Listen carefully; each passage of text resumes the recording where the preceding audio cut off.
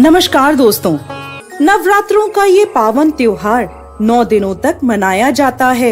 इन 9 दिनों में माँ दुर्गा के 9 अलग अलग स्वरूपों की पूजा की जाती है। नवरात्रि के पहले दिन माँ दुर्गा के शैलपुत्री स्वरूप की पूजा की जाती है। अपने दाहिने हाथ में त्रिशूल धारण किए, बाएं हाथ में कमल को शोभित किए, वृषभ पर सवार नव दुर्गाओं में प्रथम देवी शैलपुत्री हैं, जिन्हें सती के नाम से भी जाना जाता है। माता शैलपुत्री की कथा के अनुसार एक बार प्रजापति दक्ष ने एक बहुत बड़े यज्ञ का आयोजन किया। इस यज्ञ में उन्होंने सभी देवताओं को अपना अपना योग्य भाग प्राप्त करने के लिए आमंत्रित किया, परंतु उन्होंने भोलेनाथ को निमंत्रण नहीं भेजा। जब माता सती को यह ज्ञात हुआ कि उनके पिता एक अत्यंत विशाल यज्ञ का अनुष्ठान कर रहे हैं, तब उनका मन वहां जाने के लिए बेचैन हुआ। उन्होंने भोलेनाथ को अपने मन की सारी व्यथा बताई। भोलेनाथ बोले, देवी, प्रजापति दक्ष शायद हमसे किसी बात पर रुष्ट हैं, इसलिए उन्होंने सभी देवताओं को अपना अपना यज्ञ भार समर्पित किया है, परंतु उन्होंने हमें नहीं बुलाया, ना ही हमें कोई सूचना भेजी, इसलिए आपका वहां जाना उचित नहीं होगा। भोलेनाथ की यह बात सुनकर माता सती का मन शांत नहीं हुआ। पिता के द्वारा किए गए यज्ञ में सम्मिलित होने और अपनी माता और बहनों से मिलने की उनकी इच्छा और प्रबल होती जा रही थी। माता के आग्रह करने पर भोलेनाथ ने माता सती को वहां जाने की आज्ञा दे दी। पिता के घर जाकर माता सती ने देखा कि कोई भी उनसे प्रेम और आदर पूर्वक बात नहीं कर रहा। केवल उनकी माता ने उन्हें स्नेह से गले लगाया। बहनों की बातों में व्यंग और उपहास था। अपने परिजनों के इस व्यवहार से माता सती के मन को बहुत दुख पहुंचा। ये सब देखकर उनका हृदय शोक, ग्लानि और क्रोध से संतप्त हो उठा। वह सोचने लगी, भोलेनाथ की बात ना मानकर यहाँ आकर मैंने बहुत बड़ी गलती करी है। वह अपने पति के इस अपमान को सहन ना कर सकी और उन्होंने अपने उस स्वरूप को वहीं योगाग्नि से जलाकर भस्म कर दिया। इस दुखद घटना को सुनकर भोलेनाथ ने क्रोध में आकर अपने गणों को भेजकर दक्ष के उस यज्ञ का पूर्णतः विध्वंस करवा दिया। सती ने योगाग्नि द्वारा अपने शरीर को भस्म कर अगले जन्म में शैलराज हिमालय की पुत्री के रूप में जन्म लिया। माता शैलपुत्री का जन्म शिला यानी पर्वत से हुआ है, इसलिए इनकी पूजा अर्चना करने से जीवन में स्थिरता आती है। इनकी पूजा अर्चना से वैवाहिक जीवन सुखद हो जाता है और घर में सुख समृद्धि आती है। माता की पूजा अर्चना से मूलाधार चक्र जागृत हो जाते हैं, जिसके फलस्वरूप जीवन में स्फूर्ति और उत्साह का विकास होता है। साथ ही साथ माता शैलपुत्री की पूजा अर्चना से चंद्रमा से जुड़े सभी प्रकार के दोष दूर होते हैं और भक्त को सौभाग्य की प्राप्ति होती है।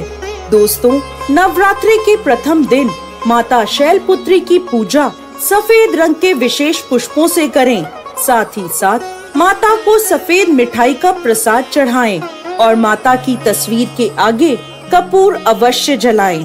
पूजा के बाद माँ शैलपुत्री को गाय का घी अर्पित करें, जिससे माता आरोग्य काया का आशीर्वाद देती हैं और व्यक्ति का मन एवं शरीर दोनों निरोगी रहते हैं।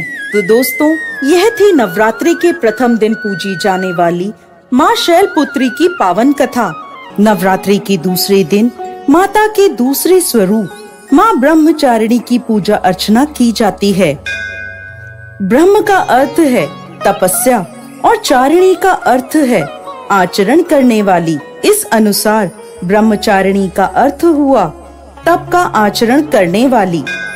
माता ब्रह्मचारिणी ने भगवान शंकर को पति के रूप में प्राप्त करने के लिए घोर तपस्या करी थी। इस तपस्या के कारण माता को तपस्चारिणी, ब्रह्मचारिणी नामों से जाना गया। इनका स्वरूप अत्यंत तेजमय और भव्य है।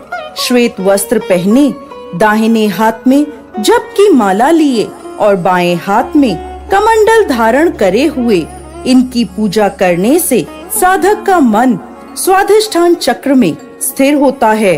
अपने पिता दक्ष प्रजापति द्वारा किए गए भोलेनाथ के अपमान से क्रोध में आकर योगाग्नि में भस्म होने के बाद माता सती ने पर्वतराज हिमालय के घर पुत्री के रूप में जन्म लिया।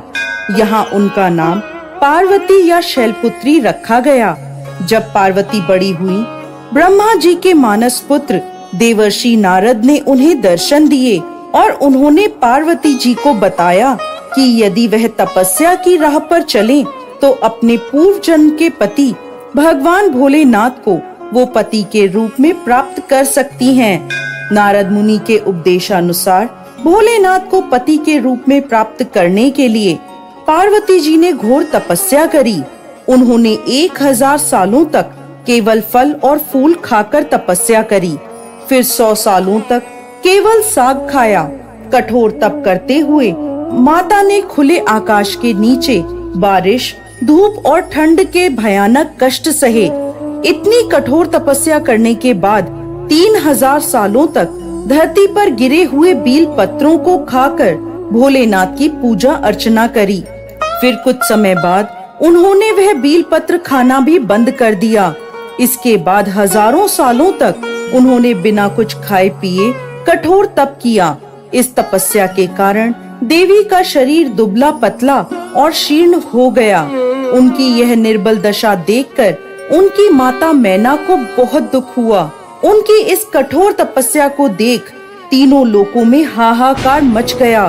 सभी देवता, ऋषि और पुण्य आत्माएं माता की तपस्या की प्रशंसा करने लगे।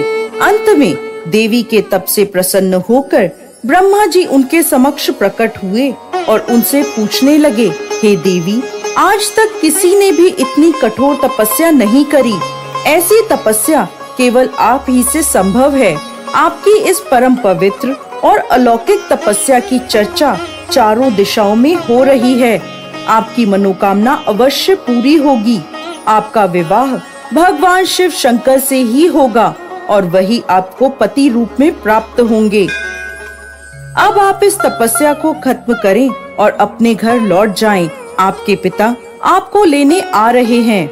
इसके बाद माता ने तपस्या खत्म करी और अपने पिता के साथ अपने घर लौट आईं। और कुछ समय बाद भोलेनाथ ने माता पार्वती को अपनी पत्नी के रूप में स्वीकार किया। लंबे समय तक कठोर तप करने के कारण ब्रह्मा जी ने माता पार्वती को नाम दिया ब्रह्मचारिणी। इस दिन विधि विधान से माँ ब्रह्मचारिणी की पूजा अर्चना करने से सभी मनोकामनाएं पूरी होती हैं और विशेष फल की प्राप्ति होती है। इनकी पूजा अर्चना से त्याग, संयम और सदाचार जैसे गुणों की प्राप्ति होती है। माँ ब्रह्मचारिणी की पूजा अर्चना से व्यक्ति को धैर्य प्राप्त होता है और विजय की प्राप्ति होती है।